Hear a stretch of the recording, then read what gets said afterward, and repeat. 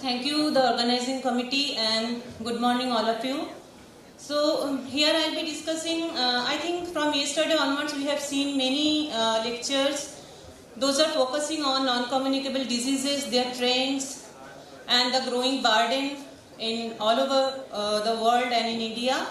So I'll be talking about an initiative to control hypertension in India. So about the growing burden, as everybody has mentioned, non-communicable diseases actually kills globally around more than 70% of the people. And one of the sad picture is that 80% of those are in low and middle income countries. And other thing is that most of the deaths are in their premature age. That is, most of the people die from an NCD before the age of 70. And obviously cardiovascular diseases account for most NCD deaths, and followed by chronic respiratory diseases and diabetes, including kidney disease and deaths caused by diabetes. And in terms of attributable deaths, the leading metabolic risk factor for cardiovascular diseases is elevated blood pressure.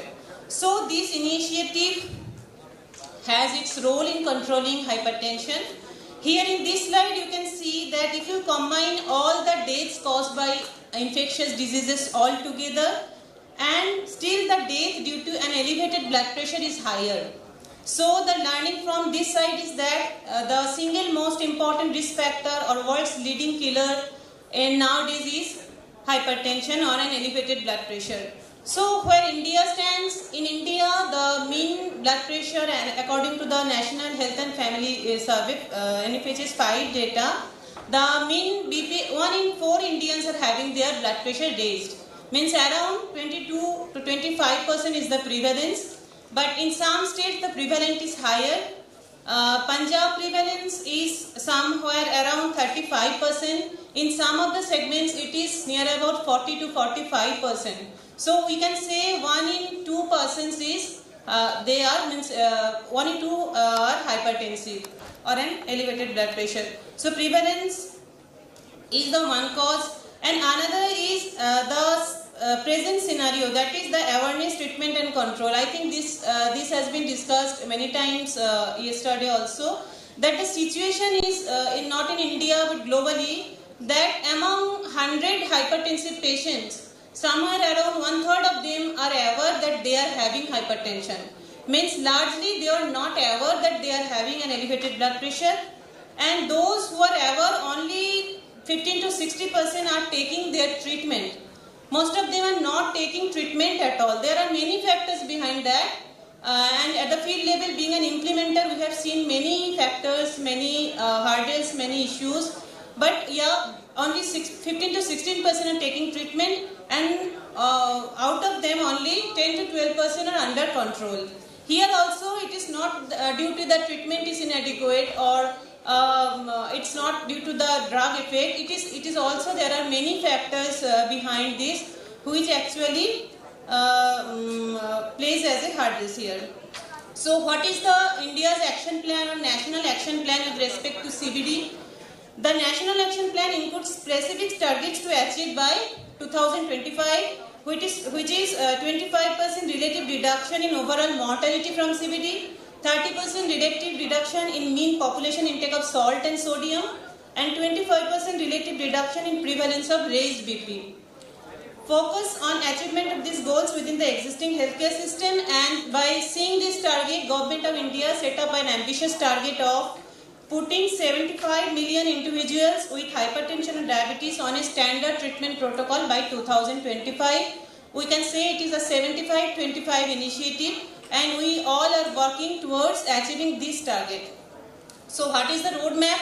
Basically, the roadmap is to strengthen the primary health care, the health and wellness center, the primary health care provider, the staffs there, and building their capacities and task sharing, because different, not only the medical doctors but also paramedic staff, they can play a huge role here, because the disease burden is very high, because India is having the population is also very high and disease prevalence is high. That makes one of the largest capital of this non-communicable diseases, India is. So roadmap, there are also a provision for digital solutions for managing the follow-up of the patient, tackle the patient, or improving their blood pressure outcome, or we can say the control. Along with that, the roadmap, you are also focusing on diabetes care by availability of logistics in the primary healthcare settings, by training the manpower, healthcare providers, and obviously the same way like we did in hypertension control. And obviously in the roadmap there are some strategies to prevent the end organ damages, to reduce the delay, and those are the strategies by which we will be achieving the 75-25 targets. Now coming to the 5 crucial components of IHCI. Number 1 is treatment protocol.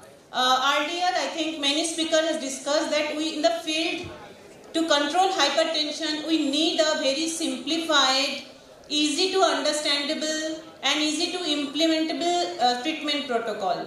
So there are guidelines, many guidelines are available, but we generally with the professional bodies, they sit together and they came out with a protocol for controlling hypertension. It has mostly the drugs that is evidence based and that is being prescribed worldwide, and as a first line therapy like calcium channel blocker, ARBs and diuretics as a first line therapy. And after that there are some specific groups who require beta blocker and other drugs. The provisions are there.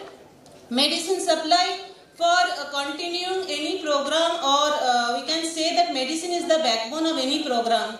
If you want to control the NCDs and we are giving just a prescription of 2 days or 3 days and we say that there are no medicine, or medicine cannot be supplied more than that, we cannot run a program. So to establish a good program we need a lot of medicines, and this medicine calculation, demand estimation and supply chain management has been done through this initiative. Then coming to task sharing, because not every task should be performed by a doctor. There are many tasks, many activities that can be done by paramedical workers also. So capacity building of them has been done. Patient-centered care has been focused on, and last but not the least is information system. Information system, it doesn't mean that how to collect the data. It's actionable real-time information system by which we can really track the patient, we can really manage the patient. So that's why we are progressing, and right now we are covering all the states in the India except some northeastern states and Jammu Kashmir. Most of the states has been covered, and if we can say the progress has been started in 2017 as a Ministry of Health and Family Welfare, ICMR and WHO joint initiative, and then gradually progressed to 25 districts from 5 states and 2 lakh hypertension patient registered. In 2019, 29 districts from 5 states and 6 lakhs patient being registered. 2020, 59 districts. 2021, 104 districts. And we are, I am proud to say in 2022, 141 districts from 25 states, and for this program India has received the UN Task Force Special Award for this program. And 2002 we were committed to do this NPNCD new initiative 75 by 25. So this is the standard treatment protocol that is available with the existing public healthcare system throughout the India, in Punjab also. It is standardized and evidence-based, drug and dose specific. It reduces clinical variability and resulted in more efficient and cost-effective selection of medication and treatment approaches.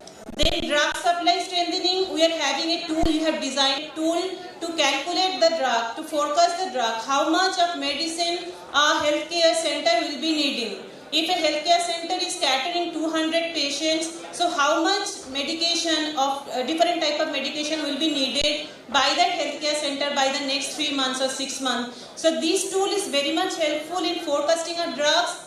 And we can proudly say that in this system, in this health system, sometimes there are no other drugs, but antihypertensive drugs, they are available in plenty of amounts, and all the centers can give a prescription of 30 to 60 days to a patient so that their follow-up, their BP control can be improved.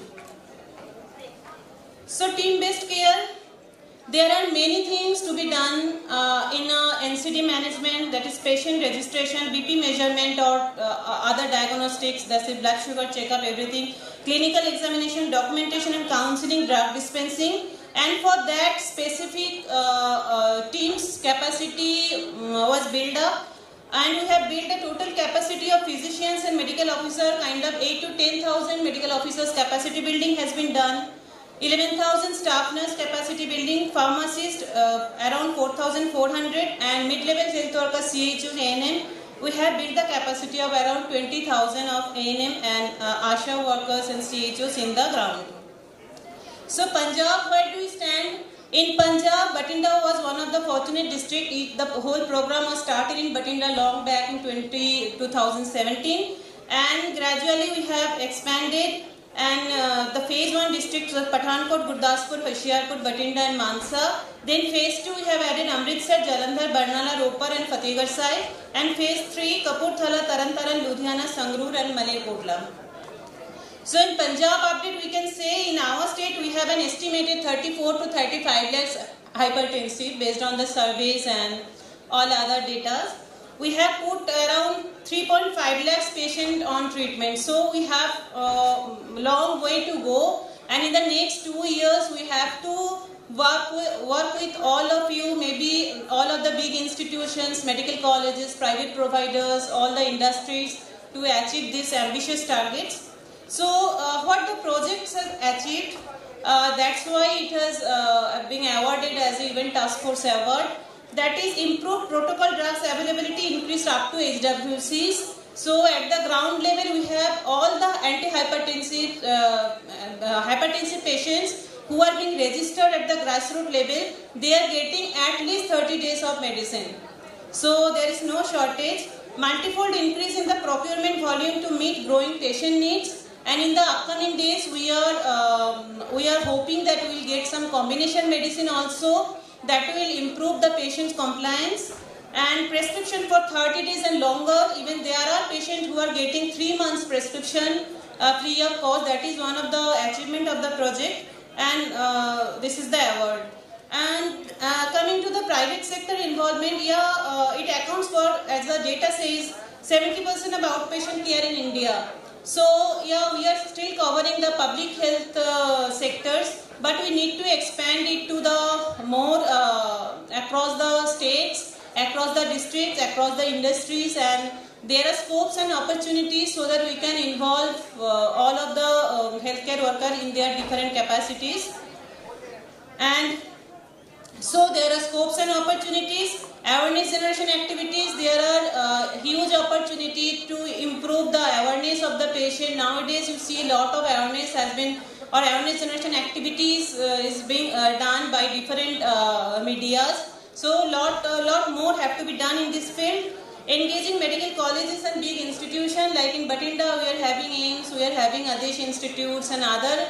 We are hoping that in future we will involve them also. Engaging industries, there are labors available and sometimes they are having their own health system. So we just need to intervene whether how they are tackling their NCD patients, how they are doing their follow-ups, how they are taking the BP control or NCD can be controlled, and what are the process that they are sure of that their labors are under control NCD.